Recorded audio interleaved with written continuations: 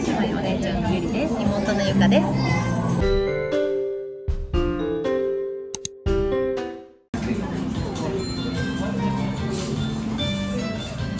声がちょっと入ってるからすごく不安やけど、なんか嫌な予感はする。確かに一回聞いてみたらいいんじゃない？こういうピンマイク欲しいんやったら今。確かに、これあるといいよね。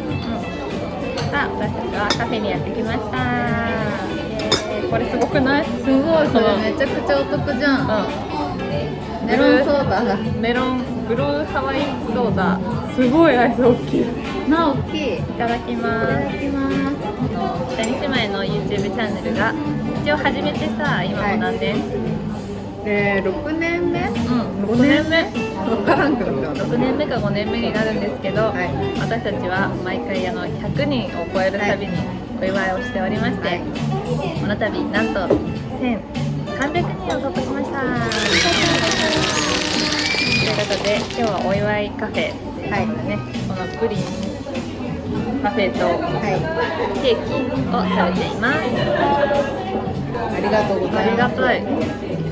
結構な前に1300人のお友達ができて、そうですね、やっとでこう会ってお祝いじゃないけどできました。なんかこの間あれ広島の会が結構皆さん見ていただいて、登録もしていただいたみたいで、それをきっかけに登録してくれた方が結構いたかもよかった。また旅動画もありがたいね。旅動画よかった。自分らも楽しかったし、海外編あってもいいんじゃない？海外編行きたい。そろそろどこ行く？韓国か台湾か。行きたい。どこ行きたいとかある？韓国やっぱさ、気になるよね。近いでな。近いって言うじゃん。あっという間に着くみたいな。スッて行ってこれる。高山帰るより早いじゃん。溢れた。そう、高山帰るよりも近いよな、韓国。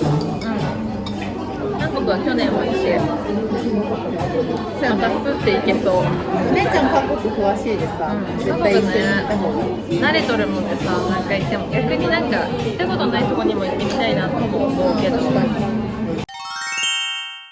ついてないことがそう続いとんの。ついてない2人姉妹はそうなんかすごいめっちゃ不幸なことっていうよりはなんか地味に不幸なことが結構続いとって、ついてないなみたいな。そうついてないなみたいなことが多くて、なんかこうついてることを引き寄せれるような、パワースポットにまた行かないと。さあ、この間もなんか人と喋っとってさ、こう自分の置かれとる状況やったりとか、自信のなさとか、そういうのとかが全部顔に出たりするで、やっぱりそういうのは気をつけんとなって、確かにって思った。確かにね。こう肩もさだんだんこうやって上がってきて姿勢も悪くなったりとか、そう自分に自信を持ってるような生活がしたいなと思った。自信をつけるために何かね、3キロ痩せるとかね綺麗になるとさ、自信がつくじゃん。それはさ、私たちの中では見えるのね。どれだけどの動画が再生されてるかっていうのが見えるんですけど、なんか意外とすごい昔の朝一のやつ見てくれたりとか、サルボボ作ったやつ見てますよとか、意外とソフトクリームの以外のやつ見てますよとかいうのが再生伸びてると、なんかみんなそういうのも見てくれたらやなって思って、意外とソフトクリームってやつさ見てくれたってさ、作る回結構再生回数伸びてる。みんな気になってる。地味にこうやってまたやりたいな。あれさ、仕込みが大変なんだよね。皆さんが見た動画の2回しかやってない。そう見て、大変やで。でも楽しいよ。ゆかはでもソフトクリーム屋さんが夢やったでさ、家でソフトクリーム作れるっていうのは夢のようやん。夢やった。最近は今年になってからは特に、ちょっとゆるっと投稿が多くなって、私はめちゃくちゃなんか体を張るまではないけど、なんか作ってみたとかすごいやっとったなと思って。やばい、来週の動画ネタがないでなんかやらんとみたいな追い込まれとったら、なぜかすごい追い込まれて、若かったそうと。だってバスボムのやつとかさ、パスボのやつよく言われるけどな、あれ面白かった。失敗するやつが面白い。成功しないんだよね、北に島行って。いろんなとこ行きたいけどな。国内旅行良かったもんな、広島。すごい楽しかったよ、なんか1個ダメやったのはお姉ちゃんが本当に体調崩したことだけで、あとはすごく良かった。最悪やった。なんか食べれんくてさ、お好み焼きも全然。みんな本当実は見てみて、もう一回これをさ見た後、広島会を見て、クレの会、全然元気ないの私。クレの船のとこ行った後のお姉ちゃんを見てみて。編集でちょっと楽しい風にしとるけど結構なやばかったな。本当ダメで帰ってホテルでもう早々と家族と一緒におるのに喋れずに寝て「そのまま明日行けんわ」とか言って「明日は行けん」って言って、でも行けんそうやけど、まあ行けんかったらみんなで行かんとかじゃなくてお姉ちゃんだけ置いて宮島行こうとしとって、本当ひどかったの。貧血やったかな。何やったんやろうと思って、もう変な病気かもしれんって思うぐらいちょっと体調が本当良くなってちょっと心配したけど、でその後も喉やって咳して肋骨響いて肋骨折れて骨折れるって結構大事件よな。なんか肋骨痛いけどってちょっと響いてるんじゃないとか言って見に行ってもらったら本当に響いて相当強い咳やったよ。はい、ということで、家に戻ってきました。ただいお茶をしてね。なんか動いてる。怖い。今日は懐かしの子も忘れとると思うんやけど、北井姉妹の YouTube チャンネルは一番最初に、なんと北井姉妹のしゃべりたいんやさっていう番組でスタートしたんですよ、こちらのチャンネル。そうなんですよね。過去の一番最初と2回目、3回目まで3回目ぐらいまで第3回までやったんですけど、ということで、久しぶりの北井姉妹のしゃべりたいんやさ第4回目をやりたいと思います。この中途半端なチャンネル登録者1300人というところでやっていきたいと思います。でこれオンエアと作りまして、ちょっとラジオっぽい感じでね、やっていきたいと思います。はい、いいですね。ラジオね、お姉ちゃんも個人でやってますけど、ラジオ好きやわな、うちら。好きやな、ラジオ。こうやって耳だけでさ、楽しめるのって結構楽しいなって思う。それでね、楽しんでいただければいいと思います。そう、なんかトークテーマ決めて喋っていこうかなとも思ったんやけど、自分たちでゆかがお姉ちゃんに聞きたいこと、私が妹に聞きたいことというか質問を3つずつ考えたので、お互いに質問していくっていうコーナーをまずやっていきたいと思います。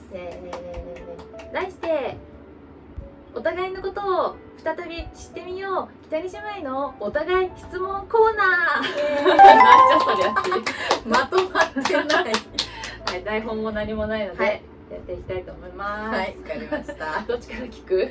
どっちから聞こう。じゃあ私から。じゃあ私からお姉ちゃんに。普通さ、こういうマイクがあるよな、ラジオはね。こういうのがあるんですけど、万歳みたいな、結局はおもちゃです。おもちゃですよ。私がステージの練習をするときに使うやつです。見つけたもんで使ってみた。はい、ということで、私からじゃあお姉ちゃんに質問してみたいと思います。第1つ目。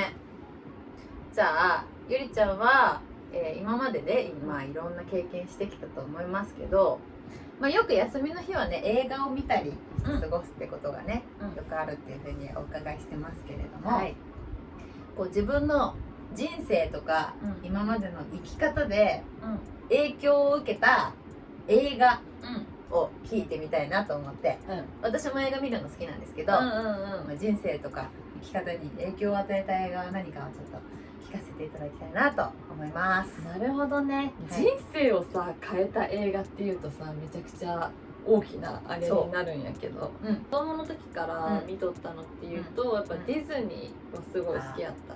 ディズニーね。でディズニーがでももともとやっぱ好きになったきっかけっていうのが、おばあちゃんがさよくビデオを買ってくれとって、何回も2人でよく見たっていうのはあるけどね。そうやったな。人生を変えた映画はやっぱりディズニープリンセス系の映画かも。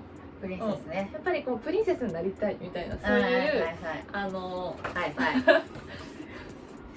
夢を持てるようになったっていうのが大きい人生を変えたし、で今も夢としてあるのが、うんこうディズニーほんと好きになって世界のディズニーに行きたいっていうのがあって、はいはい、そうね、そう中学校の時の、うんこうみんなで書くじゃん、なんか将来の夢みたいな、多分同じクラスの人たちはさ持ってると思うけど、私それに何って書いたかっていうと、世界のディズニーに全部行くっていうのを書いたの。すごい、本当、そうお、すごいじゃん。将来の夢で。あ、本当、素敵ですね。でそれは。そうなんです。はいは人生を変えたのはディズニー映画なので、これからもずっと一緒に人生をディズニーと共にはい歩いていきたいなっていうので、でも今ね、はいはい。ディズニーってさ、うん全部世界に今6カ所、うん6カ所っていうか、まあ、アそうだねメリカに2個うんとフランスに1つ、うんあと上海、香港、ん東京か、そうやな。とあるんだけど、うんそう今一応、まあ、東京は行ったの、うん東京行ったし、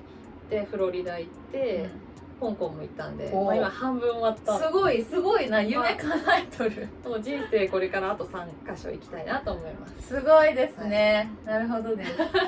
それがわかりました。人生を変えた映画、まあディズニー映画全般っはい、て感じです。わかりました。素敵ですね。はいそんな夢にもつながった素敵なお話聞けました。ありがとうございました。いいタイミングで落ち着き、ちょっと、はいありがとうございました。ポトン。はい、ということでお姉ちゃんの素敵なお話聞くことができたので、皆さんもね、ぜひディズニープリンセスの、映画見てね、ゆりちゃんはこんなところに影響されたんだっていうのをね、考えながら見ていただけたらなと思います。ありがとうございました。ありがとうございました。は次は私からゆかはいに質問していきたいと思います。はい、ちょっとね、こう改めて、うんもしかしたら何回かさこの動画内でも喋っとると思うんやけど、ゆかってさ結局のところ、うんどういう人が好きなのかなと思って、あまあでもこう理想のさ、うんこうデートとはいはいかそういうのもあるかなと思って、まあ、タイプとかはいははい結構さ話してると思うので、今日はこう理想のデートプランとかあるかなと思ってそれを聞いていきたいと思います。理想のデートプランか。デートね。まあでも結構外に出かけたいタイプなので、うん私はなんかお家とかでゆったりとか、なんかカフェでとか、なんか映画行ってとかではなく、まあ、好きなんやけどカフェ行ったりする、映画行ったりするのも好きやけど、やっぱちょっとアクティブに外に出かけて楽しむ系のデートの方が良くて、しかも一応朝から晩までプランの方が良くて、もう疲れてまわん。疲れん。そうなんや。そう、まあデートじゃあなんかお付き合いしてる人とデートとか、うんなんかまだお付き合いする前の人とデートってあるよね、あるでしょ、そうその時のデートでも一応朝から晩までの方がああそ良くてうなんや。、そう昼からちょっとどっか行こうとかじゃなくて、うんもう一日しっかり一日の方がいい、もうお休みを使うのであれば、ゆかは。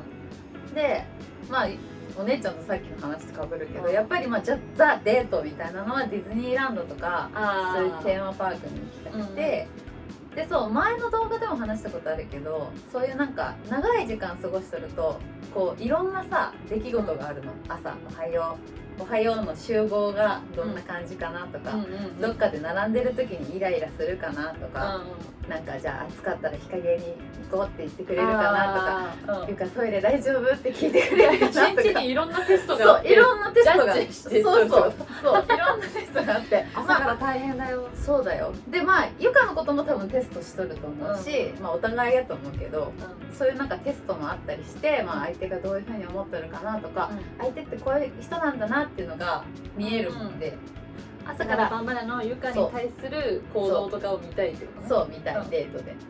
なのでテストじゃん。そうテストデートはテストですよ。まあそれはそうやな。確かにどういう人かなってのを知りたいし、そう自分のこともね知ってもらいたいし。そういうのがあって、だからなんか朝から晩までどこにお出かけする、外にお出かけするデートがゆかの理想のデートですね。そうなんやな。映画とか好きやでさ、結構インドアのデートの方が好きなのかなって思って。あ、まあその中でじゃあ最後に映画見て帰ろうとかでもいいんだけど、まあ結構ゆったり系よりかは外に出かけた方が楽しいかなって思います。一日中わーって楽しみたいってことね。そうそんな感じですね。じゃあ皆さんデートに行くときはしっかり体力をつけて、そして朝から晩までテストなので気を抜かないようにしていきましょう。頑張ってください。はい、ゆかの質問のデートプランでした。みんな嫌がるね。朝から晩までなの。しかも朝からどうしよう、朝は何のミッションやろうって感じで確かに朝ちゃんと飲み物準備してくれとるかなとかでもそれが車に乗った時にさ、こう飲み物2個ポンポンと置いてあってはいみたいなのとかちょっとよくない？それいい。確かに今までの経験でそういうのあったけど、ってなる。びっくりする。飲み物買ってきてくれたのみたいな。でもこの間もお姉ちゃんたまたまっていうか、お姉ちゃんそう出かけた時ゆかのために凍らせたペットボトル持ってきてくれたって。できる女やろ。キュンってなった。それもスタート大事。だからゆかも今度からそうしようって思った。で2人とも水買ってきちゃったは可愛いじゃん。まあそうやな、飲み物は何本あってもいいですから。そうですね。はい、ぜひ飲み物を買ってくるところからスタートしてください。はい、では次2問目お姉ちゃんに質問したいと思います。お姉ちゃんに第2の質問は、ちょっと前半にね、最近なんかちょっとついてないなみたいなことが多いみたいな話をしたんですけど、まあね、なんか日常過ごしてたら嫌なことがあったりとかついてないなみたいなこと起きることあると思うんですけど、あるね。そういうなんか嫌なことがあったりとかついてないなって時は、どんな特別なことを自分にしますか？なんか自分を慰めるじゃないけど、それをこう癒すために特別なことは何かしていますか？いやー、特別なことをね、癒す時はイライラしたりとか嫌なことあった時、私ね、やっぱ甘いもの食べる。甘いもの食べる、なんかすごい、例えばね、スタバのさ、新しいドリンク買って帰るとかもそうやし、なんかケーキ食べるとか、甘いもの食べるとやっぱイライラ、お腹空いとるとさイライラするじゃん。確かにそれはあるね。美味しいもの食べたりとか、甘いもの、ケーキとか、そういうの食べるとすごい一気にはーっても忘れる。いいね。じゃあちょっとお姉ちゃんイライラしてるかもってなったら甘いものにしたりとか、食べ物を与えれば多分イライラ収まる。収まる。結構単純なんやな。確かに空腹ってイライラにつながるは結構わかるわよ。なるよな。あるある。やっぱこうイライラとかするときで血糖値下がっとるときかなとか思って、人間のねシステム的にね、チョコレート一粒食べるだけでもちょっとなんか元気になる気がするし、確かに。あとこういうことあってさっていうかね、こんな嫌なことあってさっていうなんか人になんかぶちまけるだけでも結構好きでする。大事だね。自分だけでこう嫌なこととかをずっと抑えとるとすごいなんかどんどんさ気持ちがズンってなってくる。こんなことあってさってもう大丈夫やってって言われるとそれだけでも救われるみたいなとこはあるかな。確かに。お話しするの大事ですよね。ちなみにあるイライラする時に何かすることは？でもゆかもなんか特別食べるは確かにあるかも。なんかもう今日は美味しいもの食べてやるとか、あとはなんか美容のものを、自分を美しくするアイテムを買ってみたりする。なんかちょっといつもよりいいオイル買ってみようとかいつもよりちょっと高いスクラブ買おうとか、そういう感じになるかな。まあそうやな、確かに。だってさ、確かに甘いもの食べたり美味しいもの食べるのってさ、結構一時は幸せないけど、食べてしまった、太ったかもっていうさ、そっちに陥る可能性もある。やっちゃった系ね。食べなければよかったなっていう自己嫌悪になることもあるで確かに。まあでダイエットとかしとったら、ゆかも多分似とるけど、お風呂に行ったりとか、広いお風呂に行くとすごいさ、リラクゼーションになる。それいいよ。めっちゃ熱いお風呂にザブンって入ったりとか、そういうのもいいかもしれない。いいよね。だからお風呂とかもさ、いいね。最高よ。リラックス。広いお風呂行きたいな。行きたい。行ってみましょう。はい。ストレスは今ないけど。行ってみよう。じゃあ次ね、また行こうね。はい。2つ目の質問です、ゆかへね。ゆかはさ、今個人チャンネルで結構自分でさ、いろいろ歌を歌っとると思うんやけど、結局のところゆかはどんな音楽が好きなのかなと思って、ジャンルだったりとか、好きなアーティストとか。ジャンルとかアーティストね。そうね。なんかもう同じ、なんか人生をさ、同じ感じで生きてきてるもんでさ、なんか一番根本はほぼ似とるんやけどさ、若干の年の差なのでまあね、なんか結構歌をさ歌うのが好きでやっとると、まあなんか人よりちょっと声が出そうとかそういうので、よくパワーのある歌をすごい勧められることが多いんだけど、実は結構しっとり系の歌の方が自分には向いとるかなって思うことがあって、だからなんか、ゆったり系のバラード曲の方が好きで、聴いとって泣ける感じのね。そう泣ける感じの、なんか泣けるけど強いみたいなメッセージが強いみたいなのは結構好きで、あとはでもミュージカルの曲とかが好きかなと思う。そのディズニーのさ、それこそ音楽とかはすごい好きかなって思うかな。劇団四季もよく行くもんな。そう、劇団四季すごいいいのよ。劇団四季ってやっぱもともとのさディズニーの曲をオマージュっていうか、ちょっと参考にしながら歌詞変えてこんな感じのアレンジでみたいな感じの風に作られとるで、そうミュージカルも好きかなと思います。でもまあ何でも歌える歌い手でいたいなとは思うので、はい、いろんなジャンルにチャレンジしたいなと思うけど、結構なんかそのハイテンポの曲をこう勧められることもあって、なんかそっちを歌ってほしいなみたいに思いそう、私も思うし。そう、でも実はすごい苦手なんやけど、だからゆっくりやけど壮大な曲が好き。ゆっくりやけど壮大。なんか例えばさ、好きなアーティストとかおらんの？最近でも、最近っていうか全然昔からいらっしゃるんですけど、本当に感動したのは、もうミセスグリーンアップルさんは本当に素晴らしいなと思って。お上手ですよね。本当にお上手やし、ライブ映像とかもね YouTube でよく最近見るんですけど、本当にお上手、すごいよな。なんかもう体全部で歌っとるみたいな。そう、体全部で歌っとるし、もうなんかここにステレオが入っているかのようななんかもう CD 通りのところもあれば、でも本当に歌っとるのでこのアレンジ違うんやとか、なんかそれをすごい最近感じるので、すごい見てます。行ってみたいですね。本当コンサート行きたいなと思って、感動します。なんかやっぱ生で見に行ったりするのってすごい大事かなと思うので、そういうのアーティストさんのねライブに行ってみたいなと思っています。ゆかの好きなアーティストはミセスグリーンアップルさんでした。で、ゆりちゃんはね、いつもプライベートでいろんなお出かけしたりとか、あと旅行したりとかそういうのあげてますけど、今何をしている時が一番楽しくて、何をしている時が一番幸せを感じているのかなっていうのを質問したいなと思います。なんか最近っていうかもうずっとそうやけど、基本的には結構家におることが多いんやけど、私、お出かけする時はお出かけするのよ、結構。でやっぱり次の旅行の計画を立てとる時が結構最近は楽しいなって。そうなんや。旅行の計画の段階で計画ここ行きたいなとかで、 YouTube とかもさ、旅行の YouTube とかをやっぱ見て、こういうとこ行きたいなとか、あと自分次行ったらこういう編集にしようかなとか。すごいね。そうなんかその辺まで考えるよね。自分の旅行行った時にこういう風に編集しようかなって考えながらも、それも中に入れて旅行を立てるみたいなのを最近は楽しいなと思う。いいね。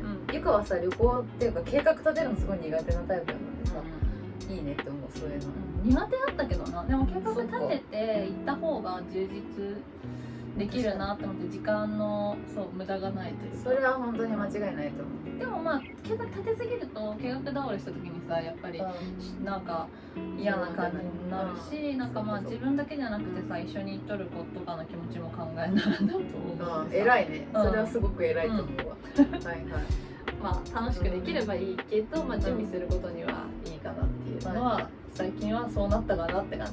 そうなんや。すごいね。いいね。お姉ちゃんと一緒に旅行行くとさ、本当全部決めてくれるし、時間をね、ちゃんとここのタイミングでこうしようみたいなのを提案してくれるのですごい楽やわ。そういうのが嫌な人とはいけんかもしれない。私は私で自分が好きなところに行けるで、行くじゃないの、計画を立てるのは。でもよくない？こういうタイプは逆に立ててもらうといいのみたいな、めっちゃ助かるみたいな、時間これでってさ、めっちゃ楽じゃない？じゃあこれからね、どんなとこに行くか楽しみにしていたいと思います。計画を立てております。じゃあ旅のね YouTube 楽しみにしてます。